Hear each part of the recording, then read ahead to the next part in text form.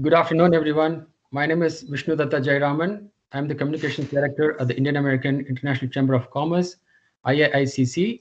On behalf of the IAICC and Imagindia Institute, I welcome you all for this webinar on the impact of digital technology on higher education.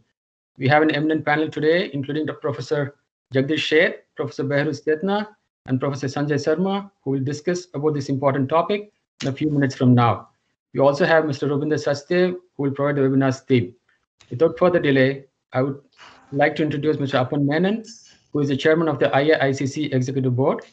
Mr. Menon has been with the IAICC since 2002 and has functioned in various official capacities. He is a corporate attorney and a partner in the law firm Condon and Forsyth, located in New York City. I now welcome Mr. Menon to give the opening remarks. Mr. Menon, please. Thank you for the kind introduction, Vishnu. Good afternoon to everybody. Today, as a matter of fact, I am covering our President and CEO, Mr. K.V. Kumar, as he is busy with a conference at the federal government. And let me welcome all of you for today's event organized by Indian American International Chamber of Commerce and Imagine India. I had to specifically welcome a few people. Padma Vibhushan awardee, Professor Jag Sheth is a professor of Emory University. Welcome to you, Professor Sheth. Then Professor Sethna, President Emeritus of University of West Georgia. Welcome. Then Professor Sanjay Sarma, Vice President, MIT Open Learning. Mr. Robinder Sachdev, President of Imagindia Institute. And of course, our own Narendra Shah and Dr. Gurdeep Chawla and Dr. Vishnu Datta Jairaman. It's truly an honor to welcome you all and listen to you all and what you have to say about digital technology, how digital technology has made an impact in the higher education. And let me also welcome at this time all the people who are attending this seminar, this event. Now let me sit back and listen to what you had to say, and welcome all. Thank you. Thank you, Mr. Menon. I would now like to introduce the moderator of today's event, Dr. Gurdeep Chawla, Director, IAICC Executive Board. She is the CEO of Indian Languages Services in Silicon Valley and has spent over 28 years in the field of public diplomacy. As part of her career, she has been involved in interpreting for heads of state in different languages. I now welcome Dr. Chawla to introduce our esteemed speakers and moderate today's event. Dr. Chawla, please. Thank you, Vishnu, for such a kind introduction. And good morning, good afternoon, good evening. I know people are joining us from all over the world. So thank you, everybody. And thank you for such a distinguished panel for joining us here. Thank you also to Mr. Robinder Sachdev from Imagine India for co-hosting this seminar. It's my proud privilege to moderate today's session on impact of digital technology in the higher education as chair of Committee on Education with the Indian American International Chamber of Commerce, with legendary figures like Professor Jag Sheth, Professor Beheruz Sethna, and Professor Sanjay Sarma. I will give a little bit of introduction and I will then open the floor to them to introduce themselves a little bit more in detail, followed by my questions. And at the end, we will take questions from the audience who are attending this webinar. Professor Jag Sheth is known to everybody. He's a legendary figure, a professor of marketing, or if I may say, a marketing guru at the Business School of Emory. He's a prominent member of the core team during the initial years of Indian Institute of Management, Calcutta, the first Indian Institute of Management. Professor Sheth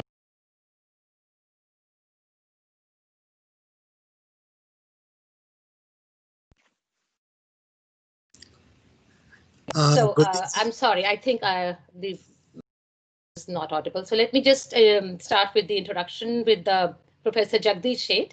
He's one of our panelists and the main panelist today. He's a professor of marketing, or if I may call, he's a marketing guru. And he's a professor at Emory University, a prominent member of the core team during initial years of the IIM Calcutta and first Indian Institute of Management. Professor Sheth was awarded the Padma Bhushan in 2020 for his work in literature and education in the United States. And most of you know, but if not, I would like to reiterate that recently the IFIM Business School in India gave one of the rarest, the most unique honors to Professor Sheth by renaming themselves as Jagdish Sheth School of Management. What better way to thank him and express our gratitude for all the services he has given to the United States and to India. And we are very grateful that he's joining us today. Our second panelist is Dr. Beheruz Sethna. He's the first person of Indian origin to become president of any university in America. And he was the first person of any ethnic minority to become president of college or university in Georgia, other than historically Black college.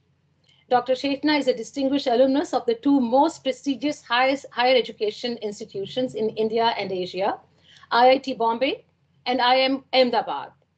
It is estimated that no more than a handful of people hold those two honors. Dr. Sethna's tenure as president, the institution saw transformative changes in the form of from a college to a state university to a PhD degree. And we are very grateful that he's joining us today. And we will be having questions for him soon.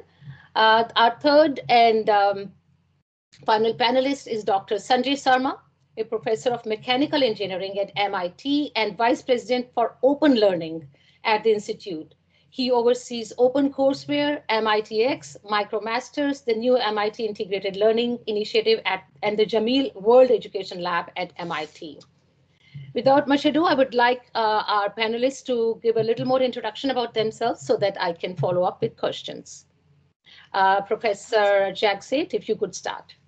Sure. Thank you very much, Gurdeep, for a very nice introduction. The only other thing I can add is that I'm an accidental scholar. I was born in Burma, 1938, before World War II. When Japan had the ambition of rolling over and taking over India, they took over Burma, we became refugees and went back to my native place, which is Gujarat and Kutch within Gujarat, the desert area. Surprisingly, of course, I come from a merchant community. My father had gone to settle in Burma in 1916 or some around that time. We were all born in Burma. I'm the youngest. And there's nothing to do back in Kutch. Usually you have a little shop to take care of the villagers who buy things or nearby places.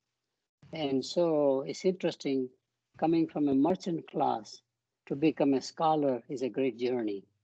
In fact, I would be less than high school educated, maybe more learning how to speak English or how to speak Gujarati and Hindi, and will be running a shop, earning about 5,000 rupees a month in India, and will be happy because none of us knows our own potential. True. We get discovered by others.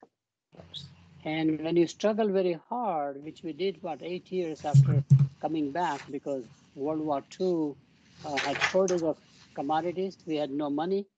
And when you survive a struggle like that, you have an inner character. There's a strength that comes in, which means you can be able to do anything you would like to do, etc., etc. So you begin to work very hard. My transformation took place when I ended up in Chennai. My family settled in Chennai. So I'm a South Indian Gujarati. Now, interesting combination, right? North and South.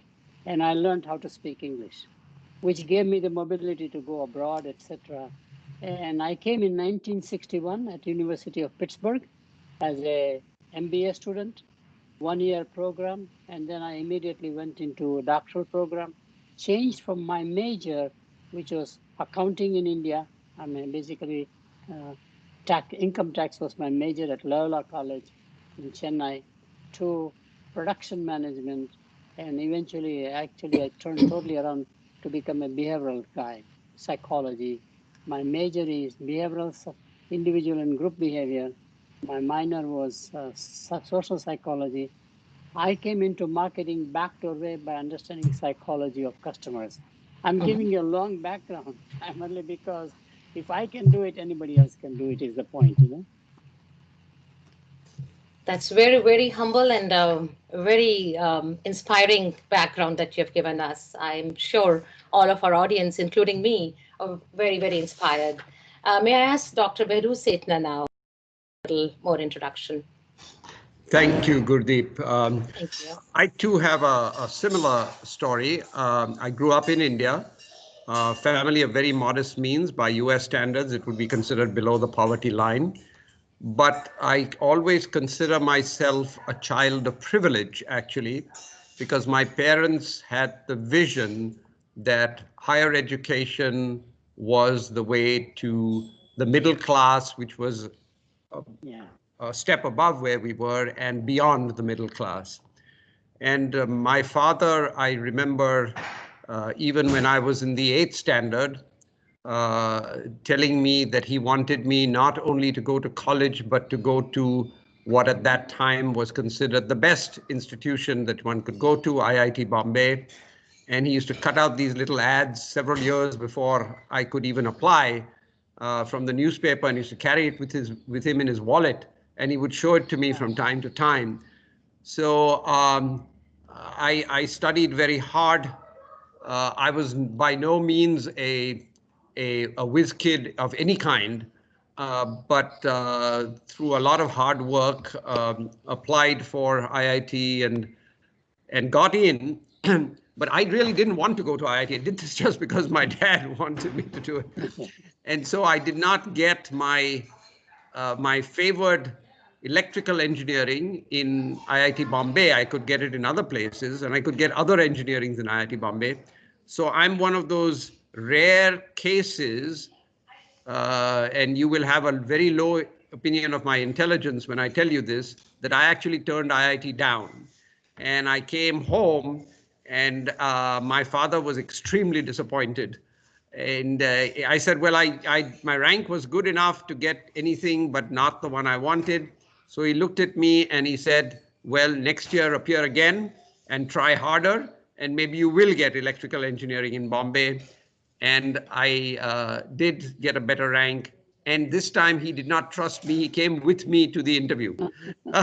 And he stood outside the door. And in those days, it used to be a blackboard. When the matrix, a 5x5 matrix, roughly 5 IITs and 5 branches of engineering, and they would put an X mark when something was full. So my rank was high enough such that there were no X marks, and he sort of pulled me close to him and said, there are no X marks on that board. You go in there and take whatever you want, but you get the admission and you come out. In those days, there was no interview or anything. You just. So I did that, and I went to IIT and did reasonably well, not very well, but reasonably well. And by the time that ended, I knew that I didn't want to spend my whole life as an engineer. So I went to IIM Ahmedabad just after that, and then to Columbia University. My point here is that I do believe in my parents' vision that higher education is a transformative experience, and it is the way to great things. So I tell my American students that because they spend a lot of time and energy wondering whether I'm going to college or not. And I said, look, even growing up with that very, very low income, there was never a question mark on the word college. And that is my constant theme. There's no question mark on the word college. You are going to college no matter what sacrifices it took. And it took a lot of sacrifices. And that is it took a lot of sacrifices on the part of my parents and on my part as well, but it was all worth it. And that's my message. So thank you, Gurdeep. I yield the floor. Gurdeep, we can't hear you.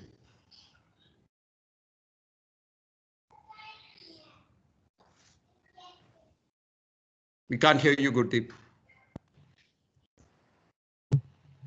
I was muted. Yeah. Can you hear me now? Yeah.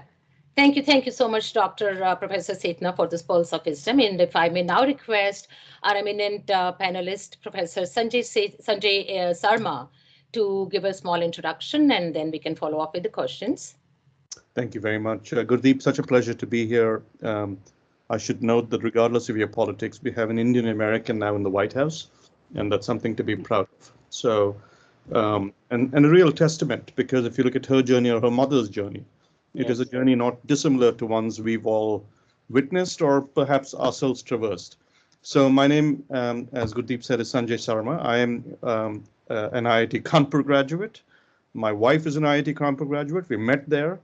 I got into IIT. I have no excuses. I come from a very well-educated family.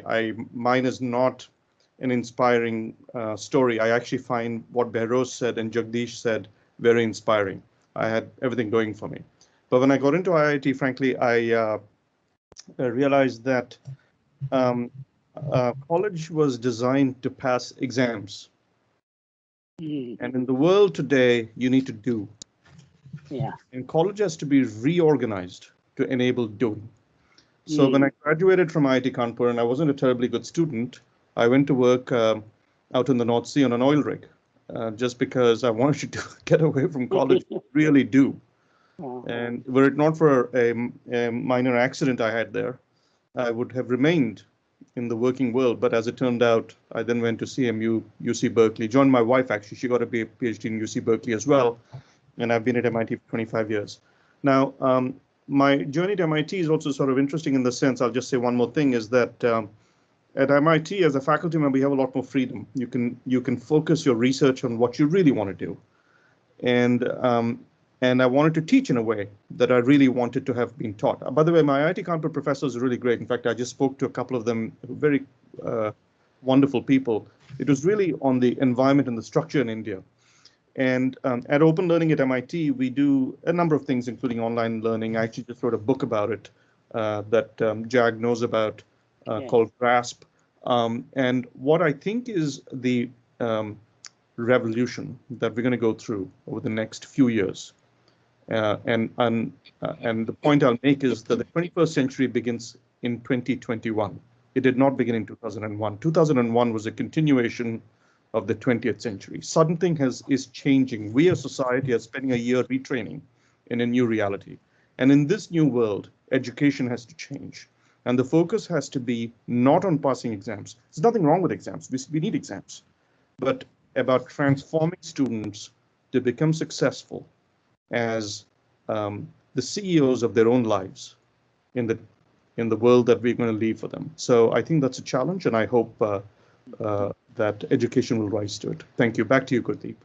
Thank you so much, Professor Sarma. This was so inspirational, and I love the quote that you gave, that the 20th century begins 2021. I fully agree with you there, and that's something that I wanted to say myself.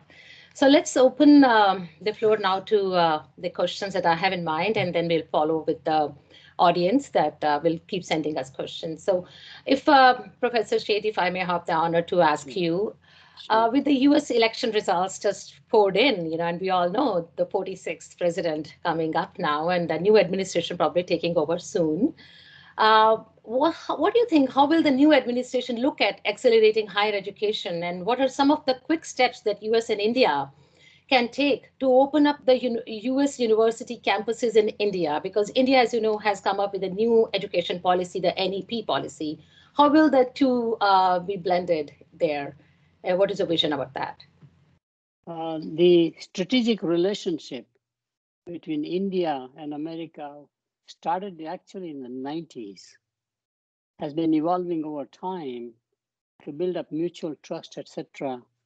And then more recently, it has accelerated quite a lot from a security viewpoint first, then from an economic viewpoint, and ultimately from an educational viewpoint. And I'll talk about that in a moment. It is accelerated recently with China expanding in the South China Sea or the Asia or Pacific Ocean. And that has been creating a huge anxiety between India as well as Asian nations. So there's a formation of a military alliance to counterbalance China. I call it Cold War 2.0 in many ways. between China and America. So you have Australia, you have Japan, you have India now joining it, and America going to increase its membership, like a NATO evolution that happened after World War II. So that's clearly a key strategic alignment, which means no matter who came as a president in America, it did not matter. India will benefit in the process in this bilateral engagement. True. Second reason where education comes in is much more strategic. As the world is digitizing, as Sanjay just mentioned, from a technology viewpoint, 21st century begins in 2021. There's a huge transformation of everything we do. Our individual lives that we run, for example, which is social media, internet-based. Corporations are digitally transforming themselves, which immediately creates a demand for, just like in the last century, demand for automobiles and machines and appliances, demand for technology, and there is not enough talent to provide and satisfy the demand on a global basis, which is why we expect that all of the technology companies will be in search of the talent pool, and the largest nation with largest talent pool in terms of technical competency is India. There are pockets in Eastern Europe, clearly.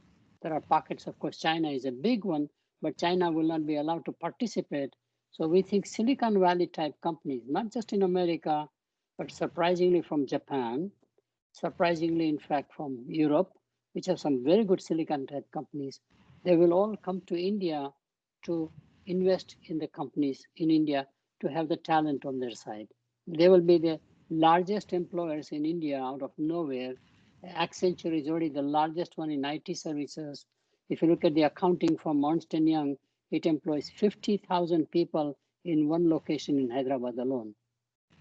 Deloitte is coming in management, all the 4 accounting firms. So that is where it is the students out there and getting the students to work for not only Indian or enterprises, but also multinationals is the true bilateral relationship. And there, US will have a larger share of that issue than any other country pretty much.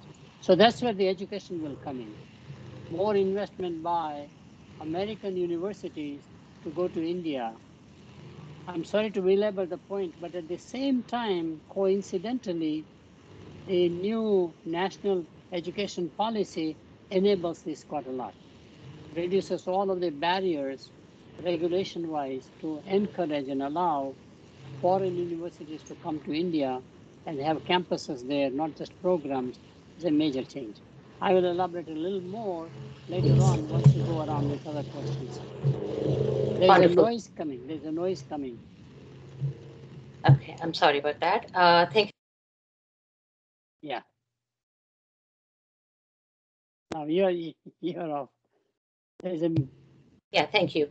Thank you so much, Professor Jag Sheth, for these enlightening views on this topic. And if I may ask our next panelist, Professor Beheruz Sethna, about what is the campus life, or the campus ultimately destined to? Do you think that the campus is ultimately destined to disappear with the new 5G age and, afterwards as important centers for technology and advancement of knowledge? Do you think the campus will disappear soon? I mean, the basic question everybody keeps asking is why would any parent or, why would we want to spend millions of dollars on our children for higher education in Ivy League or such Stanfords and, Berkeleys of the world when the entire study program is actually available at far off distance at a fraction of a price? What are your views on that? Good question, Gurdeep. Thank you for that question.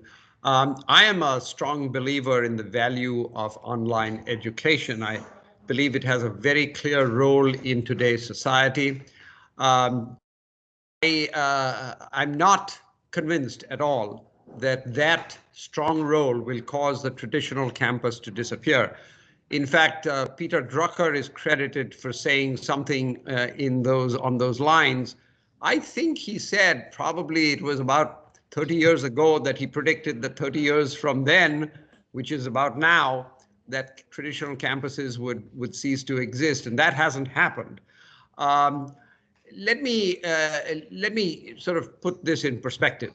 Online education is very important. It's a growing market. It's a booming market. Yes. it has clear needs and roles that it meets.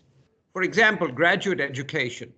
Graduate education for people who are in jobs and so on, they can't take necessarily 2 years out to 2 years out of their lives to do an MBA or to do something else.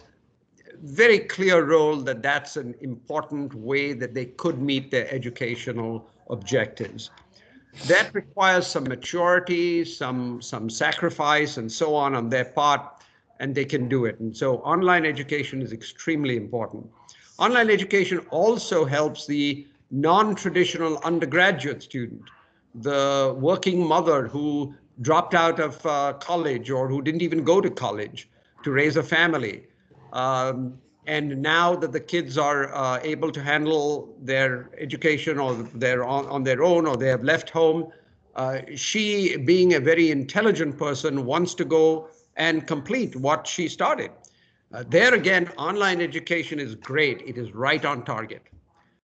But I also live in another world, which is while it is a reducing market share, it is still a very large proportion of the market. And that is the traditional age student who, and of course, they're traditional age students of all calibers and kinds. And Dr. Sarma will see an exceptional student at MIT, and so will Dr. Sheth at Emory. I'm very proud of my own university, the University of West Georgia. When I came to West Georgia, it was a college. In my 19 years of presidency, I saw it grow from a college to a state university and then to a full-blown university, doctoral granting, what we call in the trade a SACS level 6 institution.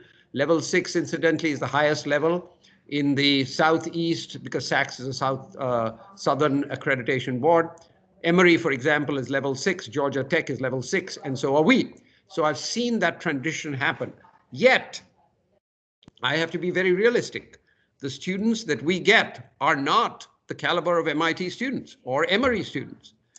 They come sometimes diffident about their own success and sometimes from impoverished backgrounds. And it is a great joy and a feeling of satisfaction to see them grow from something below the middle class to creating a middle class. So I presided over commencement ceremonies for 19 years, and I used to do something a little unusual. So at every commencement ceremony, at the end of it, you praise the students and you ask them to stand and everyone applauds and so on. And they rise and we applaud their accomplishments.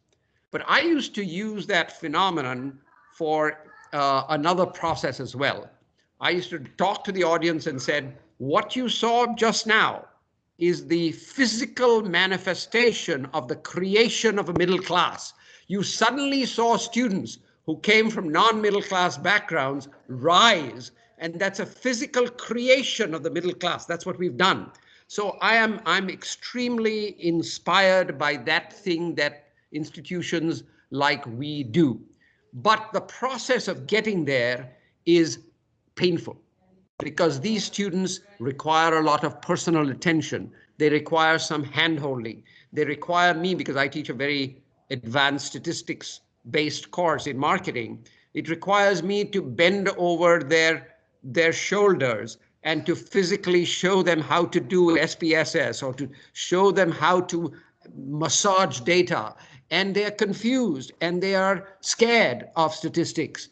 And it requires a great deal of personal attention. So I'm making the case that face-to-face education will not go away, not for the student who needs more help. Now, I'm again, in COVID, I'm still teaching face-to-face classes this semester, but I have had to put every session of mine online and upload these lectures so the student who cannot come to class can still get the benefit.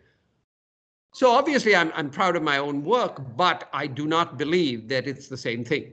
I do not believe for the diffident student, for the scared student, for the student who does not have the level of preparation that Dr. Sarma and Dr. Sheth are used to, that requires some extra help. I do not believe that that market is going to disappear, not at all. I do not believe, to move to a lighter end of things, that the desire for a climbing wall at a university campus or the desire for athletics is going to go away either. The 18-year-old mind has not completely changed. It has changed in little pieces, but since March of this year, the desire for a climbing wall has not gone away. And so that kind of thing will continue. And before I close, I just want to share with you one set of data. When I became president of what then was West Georgia College in 1994, we were already a very vibrant residential college. We had students in residence. And there's a sort of a measure, a surrogate measure of the extent of full-time education on a campus. And that is, it's called, sorry for the technical term that non-academics would not appreciate, it's all called full-time equivalent student. So this is if the students taking credit hours were lumped into a full-time equivalent, what would that be? So I computed a ratio of full-time equivalent versus head count, divided by head count. And that was already a very high ratio when I came. I'm going to share my screen with you in a moment, and that's what it is. So I came in 94. This chart starts at 2000 because that's when we started doing great things at the University System of Georgia. I was doing an interim position as senior vice chancellor then, and we started something called eCore, which is the whole core curriculum online. And so at that point, West Georgia was at 92.5%. Use this ratio as an indication of how residential we were or how full-time we were. One would imagine that this number would go down. In my remaining time, it kept going up. And you see, for those of you technically inclined, an R-square of 0.84 almost. And it went up when I finished my presidency, it was at 94%. Wow. Through all the exciting things we were doing in online education, and we at one point accounted for more eCore enrollment, again, this was eCore is the core curriculum online, than any other University System of Georgia institution. And of course, that includes Georgia Tech, University System of Georgia, and so on. So this is the kind of thing we did. But while we were doing that, this was going up and up and up. So that is the point I want to say. I don't want anyone to think of online education as an either or. You can do both. You can do awesome things with online education, as I'm proud to say that we did, and still you can have a residential experience for your students. So it's not an either or, to my mind. Thank you. Thank you so much, Professor Sethna. And what better way to summarize it than what you just said, that during your commendation you say what you saw just now is a physical manifestation of a middle class. And I totally agree with you that, how you've helped so many students coming from lower middle class or the, not so middle class to upper middle class and, fulfilling the dreams of their parents. And, I'm one of them, I've fulfilled my parents' dream, going through such education systems, although I was in Delhi University, St. Stephen's College, and got the best education I could. And I'm very grateful for the education that professors like you and Professor Sheth and Professor Sarma are giving us. So Professor Sarma, my question now to you, because you are a pioneer in promoting remote learning much before COVID times. You've been a pioneer in remote learning and going ahead with that. I want to shift gears a little bit here. And I know, like as Professor Sethna said, it cannot be either or. It has to be a hybrid, right? So some part of remote learning, some part of in-person learning. I think that will be the best blend as I understand. But question is, what's the long-term future of college degrees anyways? I mean, that's a question that most parents are asking. I'm a parent myself, and I ask, we are sending our students to colleges for higher education, spending millions of dollars. And when, big 500 fortunes are hiring candidates without any college education. You see the Facebooks of the world, the Googles, the Twitters of the world. They are hiring students, hiring candidates without any college degree. So is there any purpose, left for those that kind of higher education, or is it just a degree, a piece of paper, as people say? What's the real competence of a person? Is it visible in direct ways? What do you say? Yeah, no, thank you. I just want to pick up where Professor Sethna left off. And I just want to say that if you're willing to fly in a plane and the pilot did everything online, that day you can be ready for online education. Very good analogy. Or if you're going to go into the surgery and the surgeon did everything. I must say, yeah. Okay? That's great. So that's an excellent analogy. Excellent analogy. So let's wait for that day. Now, the other thing I'll say is that I think precisely to what Professor Sethna said, online is absolutely not it's not a dichotomy. It's a false dichotomy. In fact, online makes in-person even better, because rather than the professor sort of blathering on and wasting classroom time, you can do what he described, which is coach, look over the shoulder, I mean, Michelangelo never attended a lecture, right? It was all coaching. There's a great book about it actually called Peak, the Science of Expertise. It shows the power of coaching. So I just want to say that. Now, the second thing I'll say is, are degrees necessary? Again, actually, I'll pick up on something that actually Professor Sheth said earlier, and then Professor Sethna just said. The human brain, with this part of the human brain, where we put a bindi or a tilak, and in many cultures we point here, right? Medha, etc., etc. So this is the prefrontal cortex. The prefrontal cortex grows up to age 21, 22.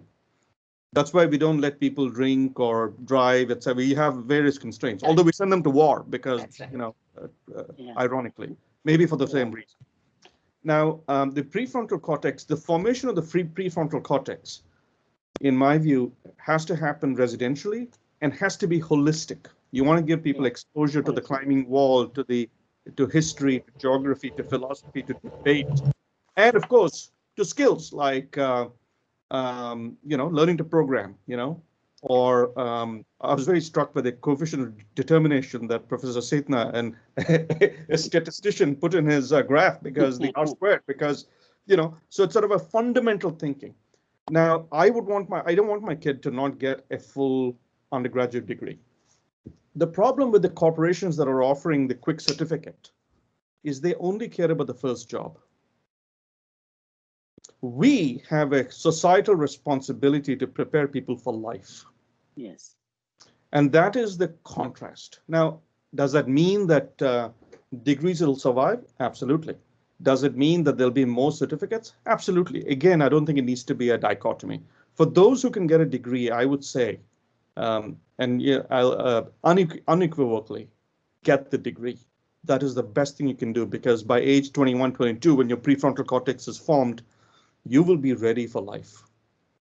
For those who can't, well, get the certificate, your first job, and hopefully you will have the opportunity to do other things and broaden your horizons, and maybe you can get the second job. But, I think we have a sacred responsibility to prepare the person for life. It's sort of like, maybe I'll leave you with this analogy. Imagine if you were training someone to play basketball. Well, you just teach them to jump more than anything else. I mean, I'm not trying to diminish basketball. It needs a lot of skills, dribbling, right? But if you're training someone for a sport undecided yet, it's a very different training. You teach them aerobic, give them aerobic exercise, anaerobic exercise, interval training, core strength, flexibility, because you don't know, are they going to play basketball? Are they going to play tennis? Are they going to play, something else? Squash? Are they going to be a shot putter? They're very different. And I think the difference between what a university does and a university degree does and what a certificate from, say, Google does, Google decides you're going to be a shot putter and trains you for that. A university degree prepares you for an unknown sport. So I'll just stop there. Great. Very good. That was a great analogy, Dr. Sarma. I totally agree with you on that. University degree definitely prepares you for a lifetime. I'll come back to Professor Jagdish Sheth. where we left, I want to actually know what will equip our students to be well prepared for the opportunities that you see coming up. Are there any particular courses that should be added in our academics, or Yeah. and I'm here talking both about India and United States in view of the NEP, which you have, analyzed at length, I know. Is there any particular coursework, any particular courses that should be included? And if so, what? Yeah. Well, excellent question. Thank you. First of all, half-life of knowledge is getting shorter and shorter. Software is down to a year and a half, 18 months. Whatever you learned in software is obsolete in 18 months, or half-life is that. Management is also down to about 18 months.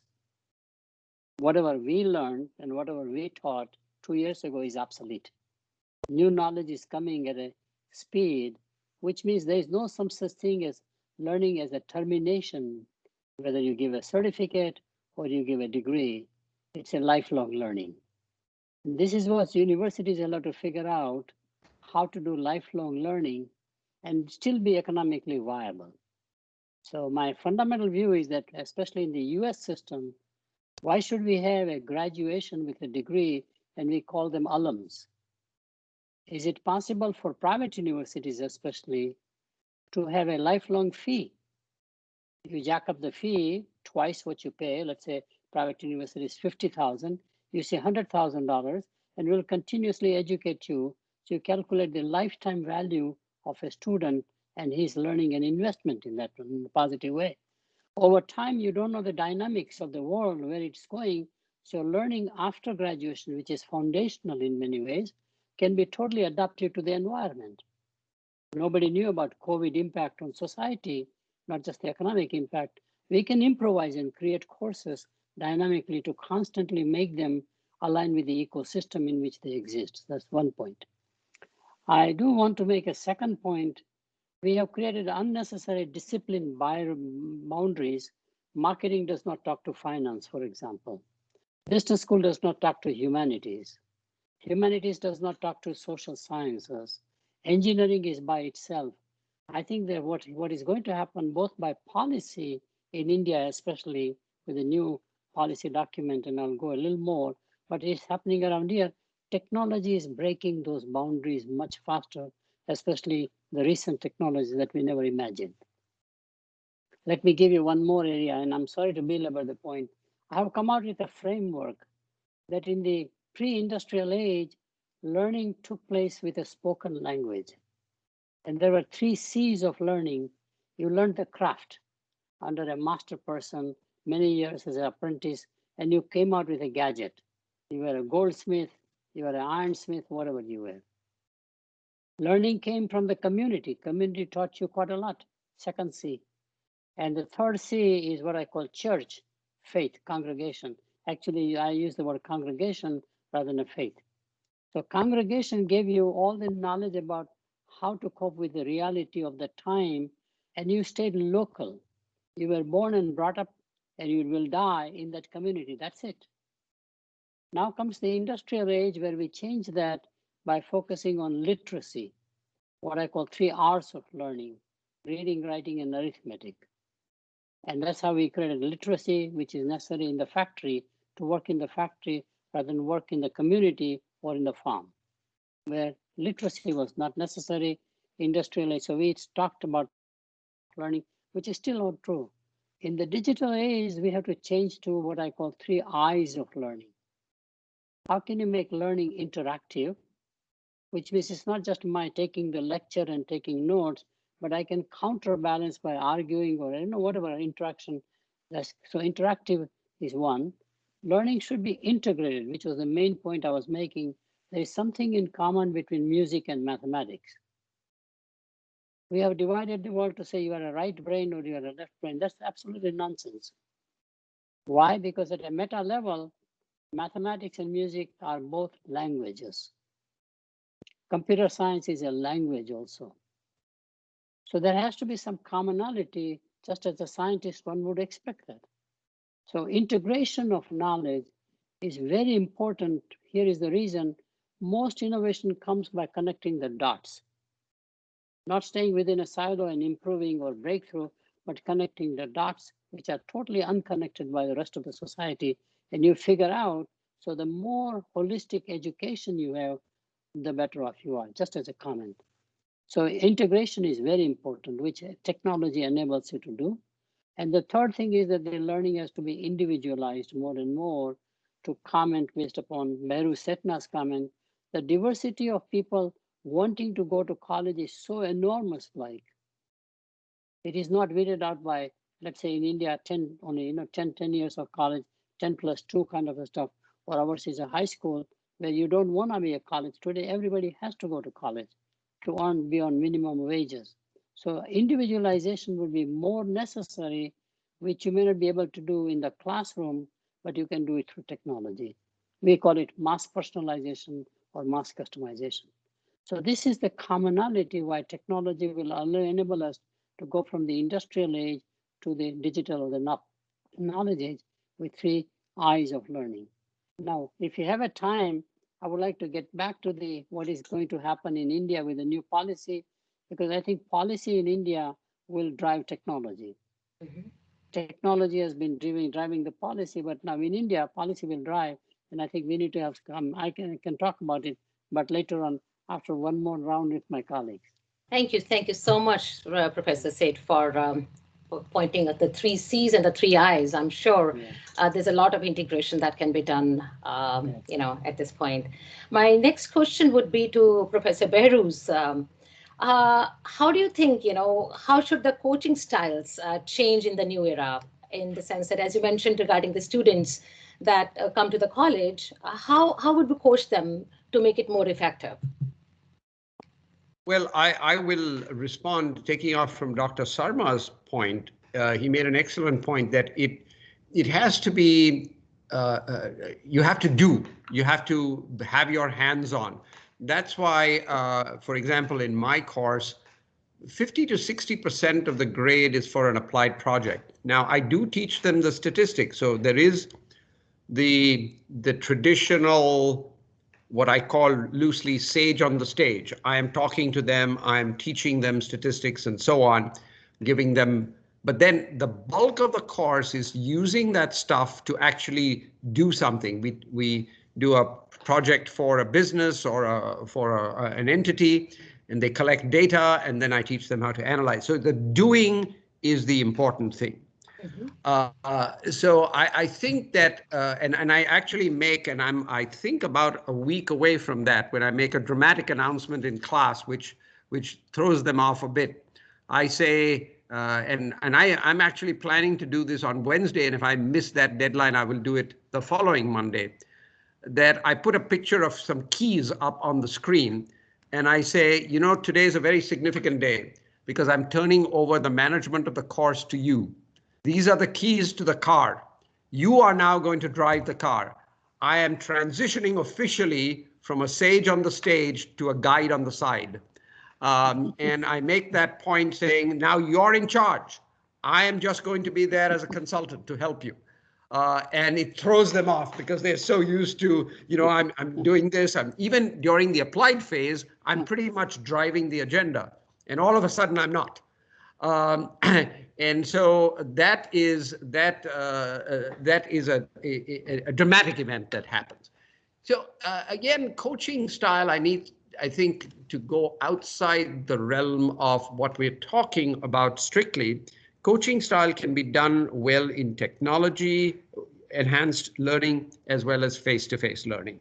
And one has to be concerned about how you do it. Now, let me be honest with you. I enjoy the dynamic interaction of face-to-face education. The students enjoy it, and I enjoy it too. I am confessing that. I like to perform, okay? I'm being very honest with that. I walk around the class. I'm not geared tied to my computer station. I actually write things on the board still. So in fact, I typically teach back-to-back classes.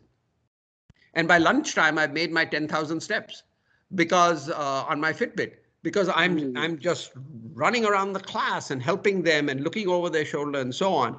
So in fact, I said, after a break, after like Thanksgiving or in non-COVID times, after the Thanksgiving break or after the Christmas break, I actually say to my colleagues, I'm glad to be back in the classroom because now I don't have to worry about my 10,000 steps anymore. It'll happen, just happen automatically. So I think it's the coaching style has to be individual. It has to be individualized. Absolutely right, Dr. Sheth. It has to be individualized for the student, but it also has to be a good fit with the faculty member, and that's why this is so interesting. And there are so many different learning styles, and there's so many different faculty styles, and I'm comfortable with that. I'm comfortable with the diversity of learning styles and teaching styles. And so long as you keep in mind that your objective is to develop the mind of the student, that's the important thing. Again, to take off what Dr. Sarma says, I'm going to show you a quote that I find absolutely fascinating and a bit scary. So this is from Secretary Riley. Dr. Sarma was absolutely right. Universities are not in the business of teaching you for your first job. It's not a training institution. We are currently preparing students for jobs that don't yet exist. This is so important, that using technologies that haven't been invented. And this third one is really fascinating. In order to solve problems that we don't even know yet. We don't know these problems. I don't know what problems the world will face, or even my industry will face, even 10 years from today, let alone 40 years from today, which is their lifetime of education. I don't know the problems. So I have to train the mind rather than just train you for a job. So I want to leave that thought with you, saying the task that we face is so exciting, a little bit scary, and therefore our styles have to go with that. Thank you. Thank you so much for enlightening us on that. Now, Professor Sarma, if I may ask you, you mentioned regarding holistic thinking, and Professor Jag Sheth also talked about the left brain and the right brain dichotomy, that's a fallacy. How can such an integrated connecting of the dots in the minds of students be enabled via digital? Any thoughts on that? I mean, I've always said that, let me put it to you this way. I think that the best way to connect the dots is in person. By the way, I mean, in my book, I talk about the science of learning. And here's another analogy. We as human beings are designed to learn. We are immature to some extent until we're in our early 21, 18, because of the prefrontal cortex. And that makes us very adaptable. Mm-hmm. So the way we learn is a human prerogative. We are designed to learn, and we're also designed to teach. It's called parenting. Parents teach, right? That's how we transmit knowledge. That's why we're so incredibly, as I said, adaptable. Now, I have no doubt that the best way to connect the dots is in person with an expert, the guide on the side, as Professor Sethna said, mm-hmm. The integrated learning that Professor Sheth said. There is no better way to do it than in person. Having said that, it's a matter of scale, and can we reach a lot of people? And especially when people are working, whether they're a parent, can they have access to that level of in-person education, which is a luxury that many can't afford? I think that over time we will find that digital education will up its game and get there. It's not there yet, right?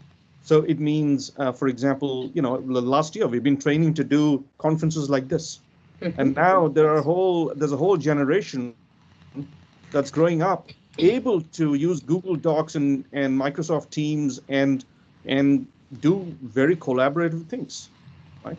And that is dot connecting. You may have one student in neuroscience and one in engineering working on a wearable, or people with Alzheimer's, right? And so I think we will get there. The problem, though, is that in this environment that we're in, it's still a little bit one-dimensional. You know, I can't go to the whiteboard conveniently and draw something. I can't shape something out of clay and say, listen, this is how it'll look. I can't 3D print something and pass it to you. So it's still limited. But I do think that over time, online will get there. But I'll end with this thought. Online is going to get better and better and better. People are throwing money at it. They're entrepreneurs. It's technology, augmented reality, VR, all that stuff is going to take off. The challenge for universities is, I think they can do things online can't do, but they have to wake up to that reality and reach for the stars. And when I say reach for the stars, it's not just a simple word. I think we need to think of students as potential superstars and figure out how we can become the coaching transformative entities that take the raw material that we get and turn them into superstars. And that doesn't mean, next Elon Musk or, next someone else. I mean, actually, I'm very moved by what Professor Sethna said about the middle class, creating them, having them arise middle class. You are now successful and able contributors to society. And I think that is a transformation universities, I don't think have woken up to. I think they think it's back to business, and it isn't. Thank you so much. Thank you for those enlightening views. Professor Sarma, I'm very grateful to you. Professor Jag Sheth, I think you had some more views, but we were waiting for more questions to come up. Anything that you wanted to contribute that I have not asked so far? Yeah, there are maybe 3 different areas and points I'll make. For the first time, by technology at least, if not by policy, know-how meets know-why. We somehow believe that you go to college to know why, a theory, which you can replicate lots of things with, an explanation, not just a description. But I think for the first time, knowledge will be blended from know-how and know-why. We need both of them. Yes. And we call it experiential learning, for example.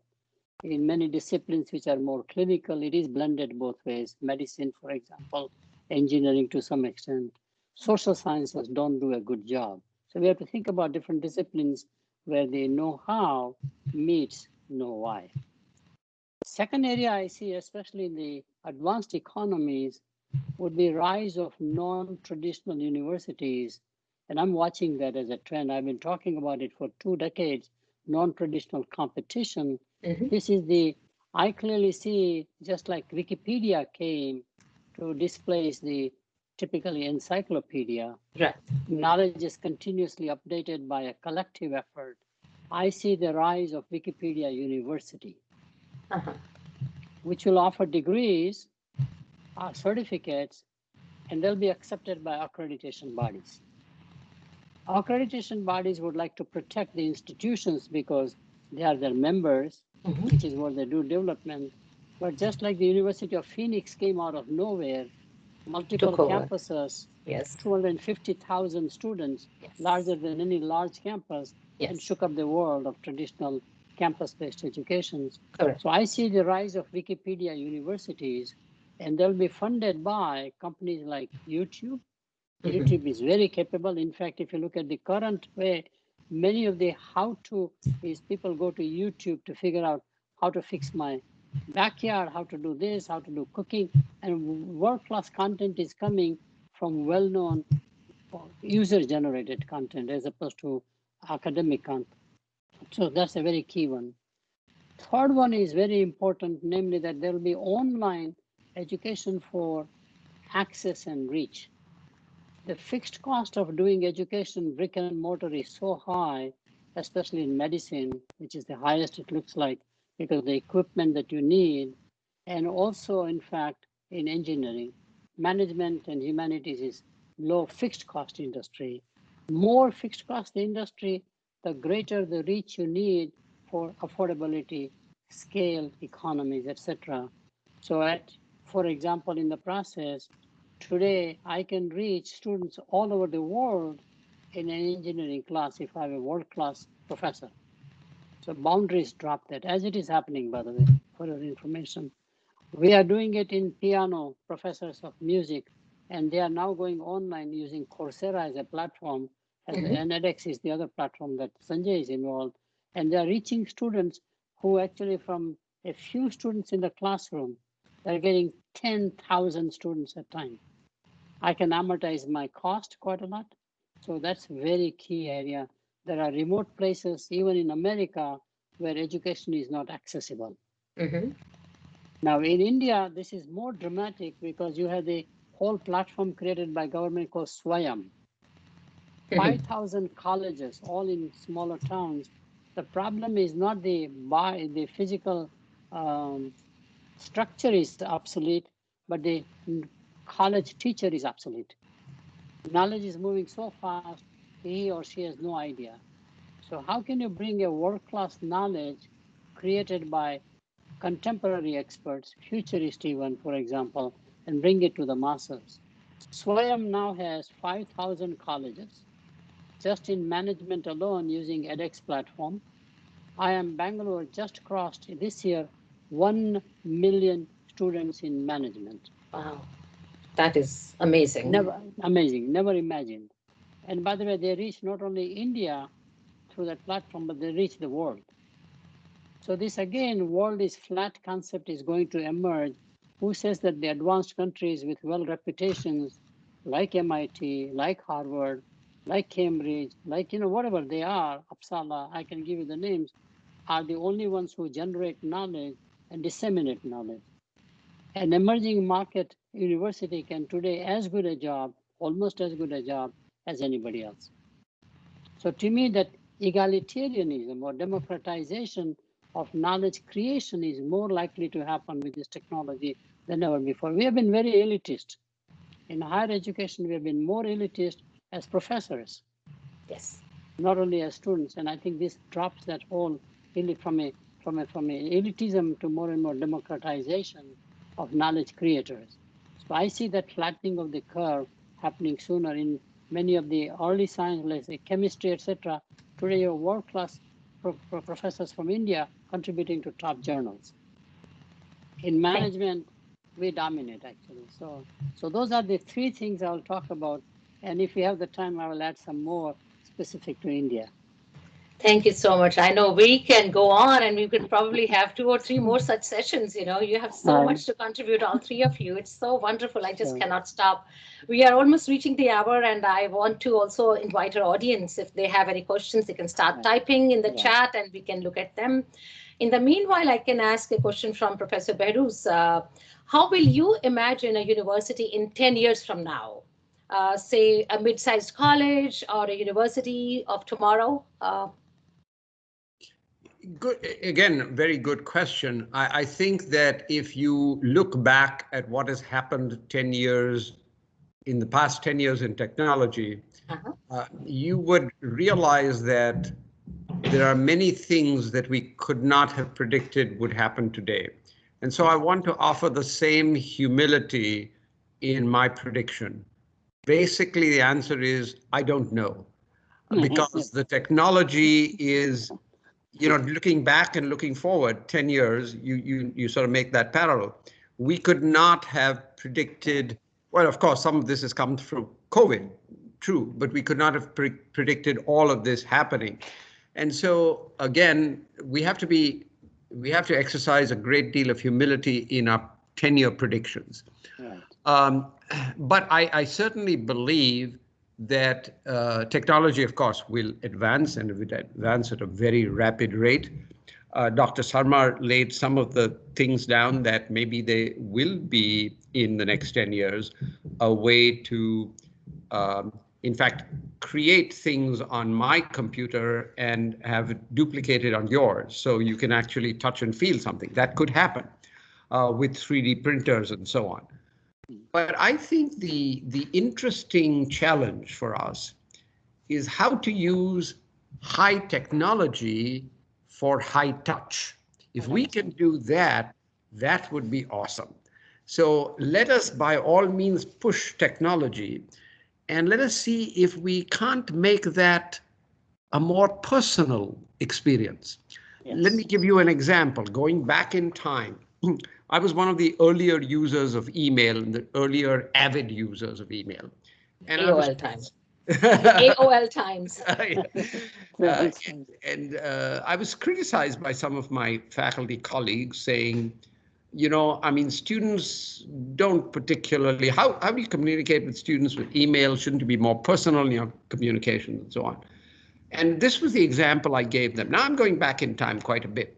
I would say, with this, students can ask me questions at 6 p.m., 7 p.m., 8 p.m., 2 a.m., and so on. This, I mean, I actually had this sort of thing that played out the night before a test. A very good student in my class wrote me an email saying, "I'm done with the assignment problems. Give me more." And that excites me because I don't hear that very often. Yes. Give me more. And so I created at 10 p.m. a set of more intellectually stimulating ones. And of course, I know what's going to be on the test tomorrow morning, so I can feed him that kind of problem. And then he solved them and sent them back to me, around midnight. And then we were talking through that. Now it was an 8 a.m. class. So finally we both said we need to stop because otherwise we'll be completely zombie-like in the morning. And obviously he aced the test. So this is an example that could never happen without technology. No professor is going to be in his or her office at midnight, and no student is going to come. It would be kind of a dangerous situation anyway. So we were able to create high touch through high tech. And I think as we go beyond that, that would be the challenge. It would be awesome to see that. Thank you. Thank you indeed, Professor Sarma. Now, I am getting a lot of questions and a lot of appreciation for all the concepts that you've discussed, especially the know-how, from moving from know-why to know-how and all the other concepts. So wonderful to hear and read all these wonderful comments from our audience. I'll take the first question I'm getting for Dr. Sanjay Sarma and Professor Jag Sheth. It is from Hemant Vyas in Atlanta. He's asking, why just limit to cross-discipline coordination amongst departments? How about coordination across universities, industries, such that you can learn from experts of your own choice on a given topic? Do you see such an open environment? Sanjay. If you can start. Yes, I'll just say a couple of words and I'll say that's what the edXs of the world, the Coursera's of the world do right away. I mean, basically, you can take a course from, from Emory on actually great work on vaccinations and virology, and then you can take a course on public health from Harvard. I mean, essentially what's happening is that these online platforms have become sort of superstores for education, and so you can certainly do that.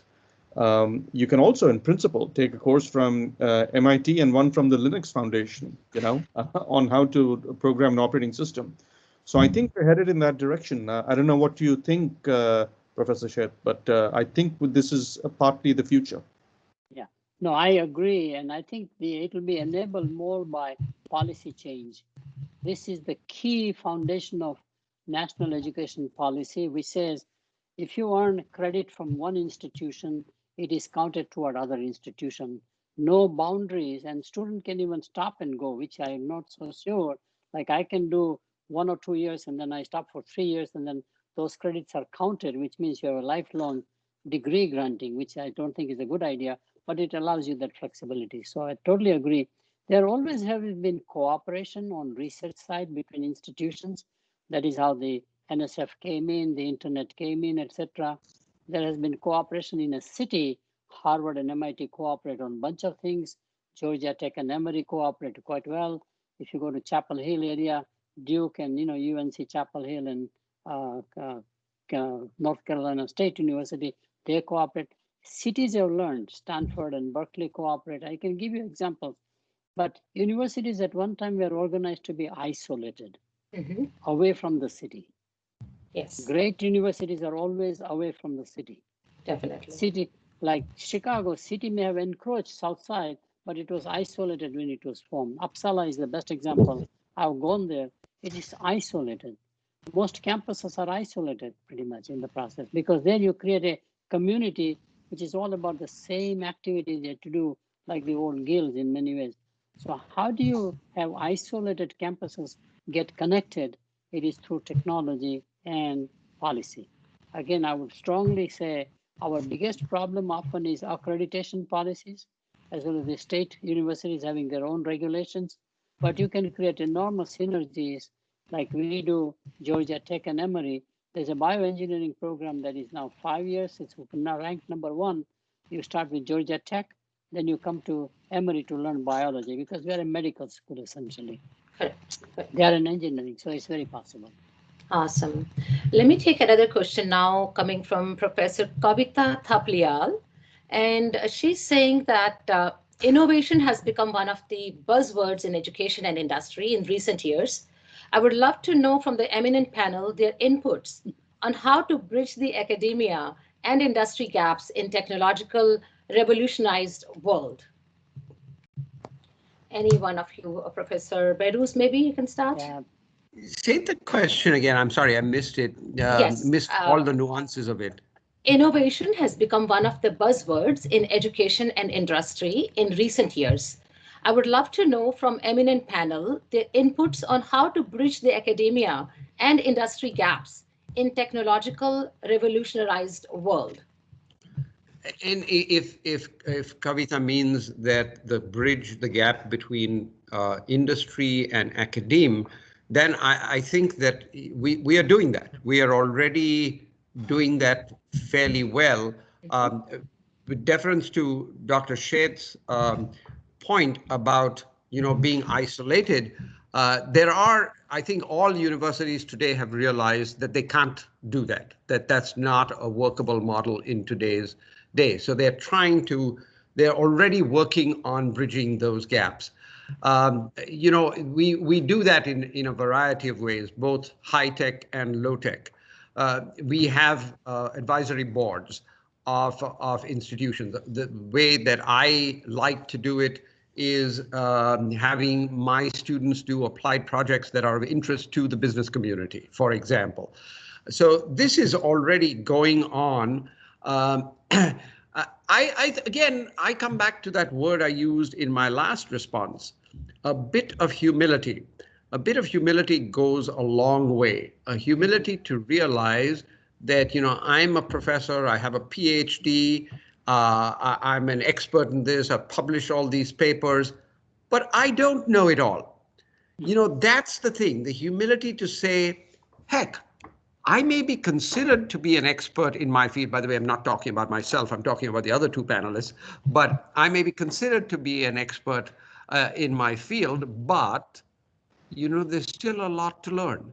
And I'm going to learn that from every every source possible, including industry. Again, how to make this more relevant to my student. Again, going back to something I said earlier, if the focus is helping the student succeed over the next 40 years, at least 40-year period, maybe 50, because they graduate at the age of, say, 22 from a bachelor's program, they will easily be working till the age of 72. So it's foolish to believe that it's anything less than a 50-year span. And we cannot, in effect, teach them the technology for the next 50 years because we don't know it and it hasn't been invented yet and the problems haven't been invented yet. But what we can do is give them the excitement and the ability to learn how to learn. And again, the humility to realize that they don't know it all and we don't know it all. So that would be my response. Thank you. Thank you. There's tons of questions. Thank you for asking that question. Thank you so much, Dr. Beheruz, for this wonderful insight on that. Lots and lots of questions. Sorry, Professor Sheth. Let me add something to the comment that Beheruz made, which is very valuable. Generally, the best way to create innovation is to have the industry and the academic having joint research. For example, Bell Labs always led in innovation. They generated Nobel Prize winners, just like any university. Many of the Bell Labs professors were on Princeton University. They were comparable. Motorola Labs, where I worked at all these labs.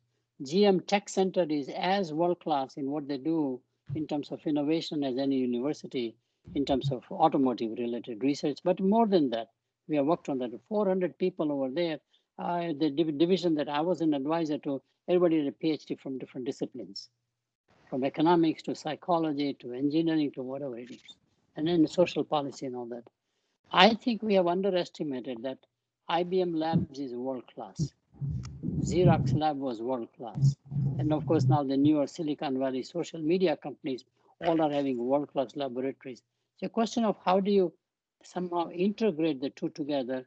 And we do have the National Science Foundation, NIH, for example, which are grant giving agencies to create a commonality between scientists, no matter where they are housed. That's clearly one to increase the innovation. In India, this is the weakest link. Because India corporations came from trading companies. They were all traders, just like in China.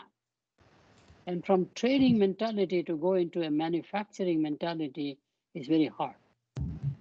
Very few large Indian corporations with $40–50 billion of revenue have no R&D, world-class R&D. Even in pharma, where we can do quite well. So think about large corporations in India and how much reputation they have. Let's say the Tata Group, the Birla Group, which are all $40–50 billion. Tata is about 100 billion. And similarly, the newer groups, IT services companies, whatever they are, each one is about 10 billion. All of them have very few R&D centers. Thank you. So that's what really what I'm sorry. No, so no, that's no, what no. I think. So that's very important to understand to create innovation. So, okay. Thank you. No, I didn't mean to interrupt, but thank you so very much to all the panelists. It's been wonderful, and we have tons and tons of questions. If I were to take all of them, we would be sitting here all day. But I know each one of you has engagements and places to go and enlighten the world. So I would now invite Mr. Rabinder Sachdev, President of Imagine India, to conclude, to give the summary of this session today, so people can take all the good takeaways from today's session. And we will definitely have another such session pretty soon, so we can take the other questions and get more insights into this new education. Thank you.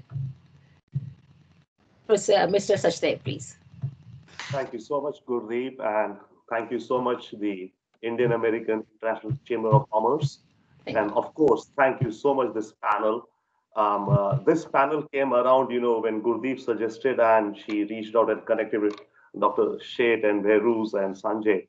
And we thought, let's do a discussion at a high level, and we really wanted to kind of stimulate the mind. So, though I'm supposed to summarize, I don't think I can summarize anything in this, because there's so much what has been said by each of the panelists. There's a world and a wealth of knowledge in each of the points there. So I think the best learning would have been perhaps for those who were in the audiences and listening to this conversation. So they would have, I think, probably enjoyed it the most. And I do think the video of this would be put up and shared with others so that more folks can enjoy the entirety of this conversation. We will be doing that. I'll just put a few basic points, and I'll also not be able to do justice to what the highlights were, but still, one is that online is not a dichotomy. It's not an either or. It's not a zero-sum game between online and physical. That was a critical learning at a high level, because the audiences for this webinar, we hope, are high level or leaders in the field of education in the United States or India. So that's a big one, which all understand, but is to be repeated. Another interesting point was that why do you think that students come to a university and then leave? Why not look at as an alum? The point of alum, which I think Jag Sheth mentioned, that why not it be maybe the universities charge more, but redefine the total learning as a lifelong learning. You are a continuous learning student in any case, which we are. Beheruz's point about coaching, absolutely, coaching and the physical connect with the students and inspiring them to be there. Okay, fine, now you're in this middle class, which brings the inspiration, and that's the dream of all parents and the children and the students themselves. And we got into discussing some fine nuances of what makes an effective coach, which also includes the faculty and their diverse coaching styles of faculty, the diverse learning styles of the students, and the best fit to be enabled there. Train the mind. I think the key is all of us educators here are talking about how to train the mind, which Sanjay Sarma also started out when he talked about the prefrontal cortex and the right brain, left brain, and integrated learning. I think that is the key, which has been the underlying refrain in this entire conversation. How do we train the mind for something 50 years hence, which we don't know? So that is the challenge and the pursuit which educators as Jag Sheth, Sanjay Sarma, Beheruz are, working on and implementing, and very successfully. And we are really thankful to you for your, thoughts, and your students, of course, will be very much thankful to you. I think, I'm sure. The know-how, know-why, policies and education. I think these are a few points. Lastly, I'll say a bit of humility, and probably that is something which, bit of humility and curiosity. I mean, the we three have to be C's. The three C's. Yeah. Fair enough. Thank you. It has to be a lifelong curiosity, a lifelong humility, and I think which also comes out. Teachers have compassion, because as you know, it's the compassion from the teachers which comes to the students, and which students, they get the vibes. As humans, we get the vibes. So the more compassion flows from the teacher, the more I think the students kind of relate to it. So humility, compassion, curiosity, learn more, connecting the dots. So much more for us all to connect the dots. I will leave it there. Thank you so much, Dr. Gurdeep, and thank you so much. A wonderful panel. It's been a pleasure learning in this panel. Thank you so much, IAIC. Thank you so much, Mr. Appan Menon. Thank you so much, our Narendra ji. Thank you so much, Vishnu ji, our coordinator and host. Back to you, Gurdeep. Thank you, Rabinder, for summarizing it so well. I couldn't have done it any better. And thank you once again, Professor Jag Sheth. I know I approached you a couple months ago. I was in the formative stage at that time, and you inspired me. You held my hand and took me all of the way, and suggested the panel, and we went from there. And I cannot thank you enough for helping us all the way. And thank you for joining us, Professor Beheruz Sethna, Professor Sanjay Mani. We have learned so much from you, and I'm sure our audience have learned so much. And I'm looking forward to having another session, another webinar like this, because the questions are like intense, maybe, that we haven't answered. I feel bad for them, but we don't have the time. And we are missing our president, Mr. KV Kumar. He wanted to be here, and I wish he was, but he had a very important engagement with the federal government, so he had to leave. But he will be joining us probably for the next such seminar, and he will be watching this on YouTube. Thank you so much from Mr. Appan for joining us and filling up, and we really appreciate your presence here. You're very humble but very knowledgeable and very inspirational person for us. Thank you, Vishnu. Thank you, Rabinder. Over to you, Vishnu, to take it from here. Thank you. I now welcome Narendra Shah, Executive Director, IAICC Southeast Atlanta Regional Chapter, to deliver the word of thanks. Your mic is off. Your mic is off.